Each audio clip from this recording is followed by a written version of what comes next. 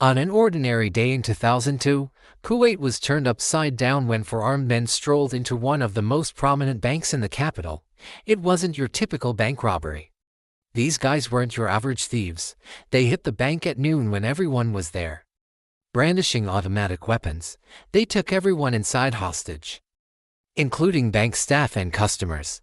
With guns pointed and eyes sharp, they managed to empty the vault in minutes, making off with millions. Before anyone could react, they dashed out into the bright daylight, jumped into a getaway car and sped away. The news of this audacious robbery spread like wildfire across Kuwait. People were stunned. How could something like this happen in broad daylight?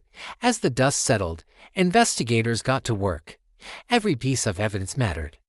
Surveillance footage from inside and outside the bank was collected. Eyewitnesses were interviewed.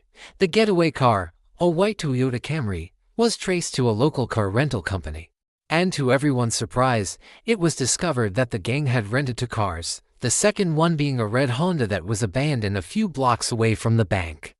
But perhaps the biggest clue came from an unexpected source. A traffic police officer who noticed a suspicious white van parked near the bank around the time of the robbery.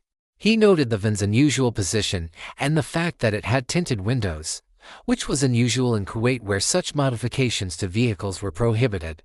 Acting on this hunch, the police tracked the van's owner and were shocked to find it was linked to a notorious gang of thieves from Iraq. This new lead sent ripples through the investigation. Suddenly, this seemingly random robbery had international implications. With this new information, the police were able to build a strong case against the gang.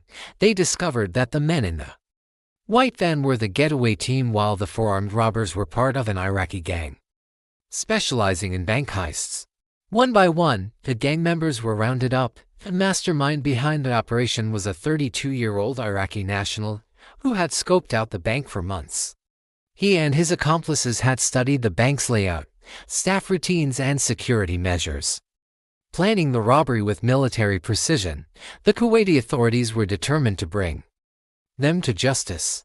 In a series of dramatic events that unfolded over the next few days, all four robbers were caught.